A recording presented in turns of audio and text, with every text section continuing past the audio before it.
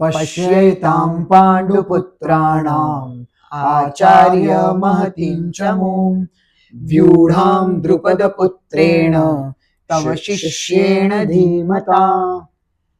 अब पहले हमने सुना था कि संजय से उन्होंने सवाल जो किया, संजय से तो नहीं, संजय बता रहे हैं धृतराष्ट्र को कि दुर्योधन ने किस तरह जाकर वहां देखा पांडवों की सेना को, और उनसे कह रहे हैं कि हम चलो द्रोणाचार्य से अपने गुरु से कि देखे डिस्कस कर रहे हैं। और फिर कहते हैं, वो बता रहे हैं, दिखा रहे हैं कि द्रुपद के पुत्र धृष्टद्युम्न कैसे इन्होंने अपने व्यूह की रचना की, यानी किस तरह पांडवों को जवाब देने के लिए कौरवों ने अपनी योजना, अपनी सेना को खड़ा किया है, जो कि स्वाभाविक भी है। बेसिकली खाली ये कि देख रहे हैं भी हम लोगों की। बिल्कुल बिल्कुल, अभी तो सब मतलब सिर्फ सिचुएशन जो हम कहते हैं ना, प्रीफेस है, इसकी भूमिका बन रही है, अभी सब तैयारी चल रही है युद्ध की, जिसे देख कर ही अर्जुन विषाद में चले गए हैं, क्योंकि हम तैयारियों में ही तो हमें उस कल्पना में हम चले जाते हैं कि आगे क्या होगा। हाँ। अच्छा, इसमें थोड़ा सा खाली मैं पढ़ रहा हूँ कि इसमें लिखा है कि कौन कौन था। तो Dronacharya had some political quarrel with king Drupad. Dronacharya और द्रुपद के बीच में कुछ। द्रोणाचार्य और द्रुपद एक ही गुरु के शिष्य थे, और द्रुपद ने ऐसा कहा था उनसे, द्रोणाचार्य से, कि जब मैं राजा बन जाऊंगा तो तुम्हें अपना आधा राज्य दे दूंगा।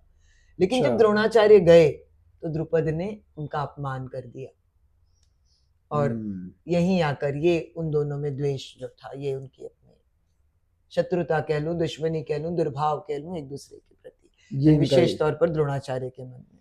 अच्छा, तो द्रुपद थे द्रौपदी के फादर, मतलब ठीक है।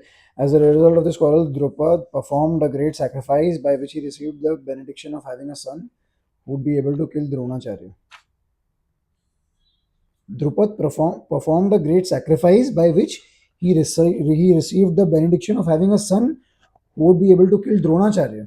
द्रुपद ने इस तरह तपस्या की कि जिससे वो द्रोणाचार्य पर विजयी हो, क्योंकि द्रोणाचार्य बहुत बड़े धनुष विद्या के ज्ञाता थे, तो उनको मारना भी आसान नहीं था। और जब ये दुश्मनी हुई तो कहीं द्रुपद को आभास तो हो ही गया कि, तो द्रुपद के बेटे थे धृष्टद्युम्न, मतलब द्रौपदी के भाई थे धृष्टद्युम्न, उन्होंने मारा था इनको, द्रोणाचार्य को आगे जाके।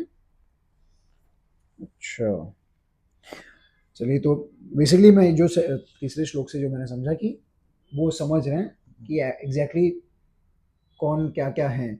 दुर्योधन द्रोणाचार्य को बता रहे हैं कि द्रुपद हैं यहाँ, धृष्टद्युम्न है यहाँ, किस तरह इनकी व्यूह रचा गया है, जो पजल, जो लड़ाई के लिए किस तरह तैयारी की गई।